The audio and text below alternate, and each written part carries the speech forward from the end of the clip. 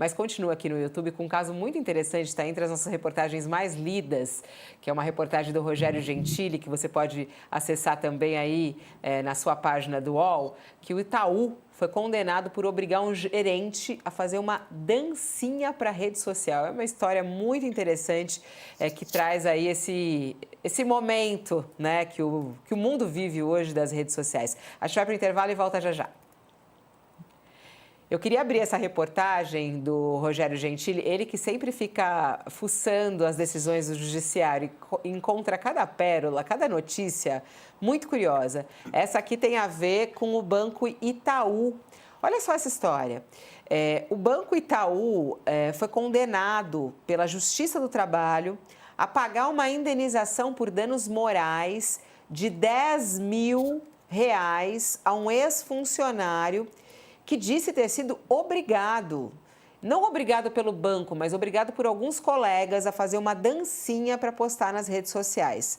A ação foi movida por um ex-gerente de relacionamento que trabalhava numa agência em São Paulo e ele disse à justiça que o ambiente na agência era cercado de muita tensão, muito constrangimento, com muitas cobranças que vinham de maneira ríspida, grosseiras, pelo cumprimento de metas no banco.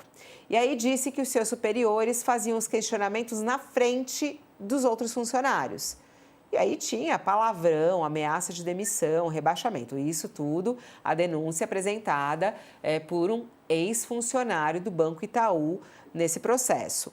E aí ele disse no processo, abre aspas, se não bastasse todos os assédios sofridos, houve oportunidade em que ele foi compelido pela gestora a fazer danças para postar nas redes sociais. Essa foi a afirmação à justiça do advogado que representava ele, né, que representou ele.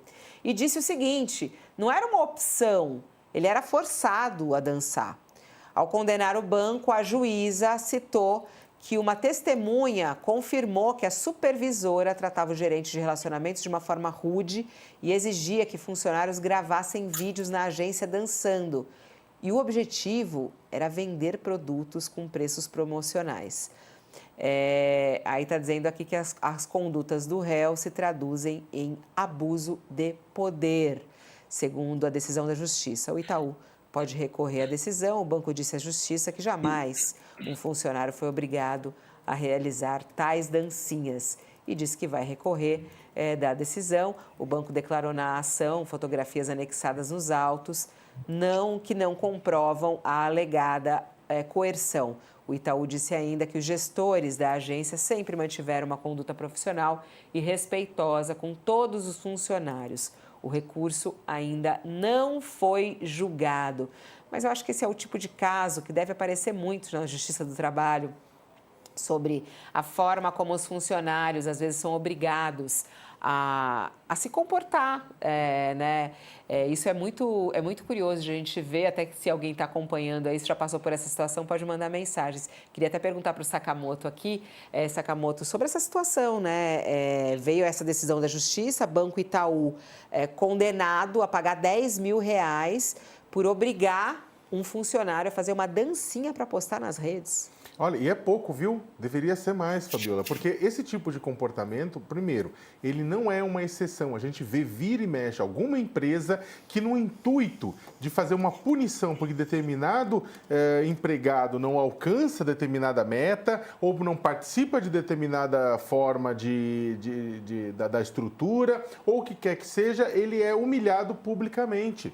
Se você não quer, olha, é muito simples. Não quer que o empregado está trabalhando menos, ou não está trabalhando como deveria, ou está falhando alguma coisa, conversa com ele, tenha uma conversa com ele, uma conversa extremamente profissional com ele. Se essa pessoa, depois de muitas conversas e de avaliações, não se adequou, simples, ela pode ser desligada, faz parte da relação de compra e venda da força de trabalho. O que não faz parte da relação dessa compra e venda de força de trabalho é a humilhação pública. E não nos enganemos. Isso está presente em vendas, está presente em bancos, está presente em operadoras financeiras, isso está presente em qualquer lugar em que o patrão acredite que o empregado é mais do que empregado, é um objeto à sua disposição. O professor Mairovich aqui fica me mandando mensagem falando: o banco não vai perder. Vamos lá, professor Mairovich. O professor Mairovich é juiz aposentado aqui e tem também muita vivência sobre esses casos, né? E aí, eu queria te ouvir, professor Mairovich, como é que é essa situação aí do banco? Quer dizer, o banco condenado a R$ 10.000. Ele vai recorrer, mas vai perder, é isso, professor? Não, banco não perde nunca. Quem é que viu o banco perder? O que vai acontecer? É muito claro. Atenção, é muito claro. Vamos virar a medalha?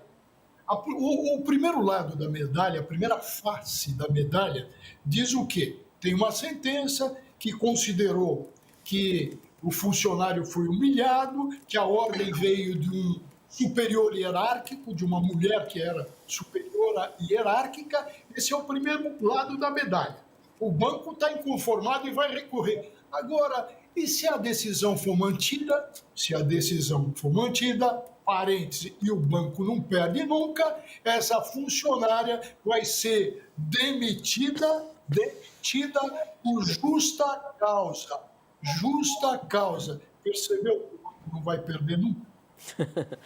E você, Josias, como é que você vê esse caso aí envolvendo o Itaú? Estamos diante de um caso clássico de assédio moral, né? E meio essa pressão é muito conhecida, a pressão não só na rede bancária, mas em várias empresas. As empresas estabelecem metas e aí tem uma pressão enorme, psicológica até, para que aquelas metas sejam cumpridas. Agora, aqui nós temos um cruzamento de pressão psicológica com pressão da modernidade.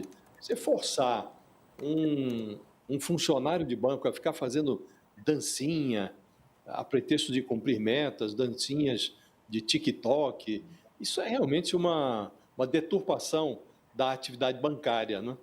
Não deveria ter sido feito. Se foi, o banco merece a condenação, mereceria até uma condenação maior. R$ 10.000 para um banco não é nem café pequeno, isso é inexistente, é uma condenação que irrisória para uma instituição como o Itaú, que está no ranking ali, no topo do ranking das maiores instituições financeiras do Brasil, né? Agora, é preciso ver, está se estabelecendo o contraditório. Como diz o professor Walter, com todo o seu conhecimento de ex-juiz, banco não costuma ser condenado no Brasil, né? Embora a justiça trabalhista seja vista como uma justiça, como um ramo do judiciário paternalista, que costuma tomar as dores do empregado, e naturalmente é sempre assim, porque o empregado é a parte mais frágil, normalmente, nessas querelas judiciais trabalhistas, né? Mas o banco, obviamente, vai oferecer recurso e vamos ver se lá no final da linha essa indenização vai ser paga ou não. Mas que é maluquice você impor a um funcionário, a pretexto do cumprimento de metas, que ele faça dancinhas de TikTok, aí, francamente, é o assédio moral levado às fronteiras do paroxismo.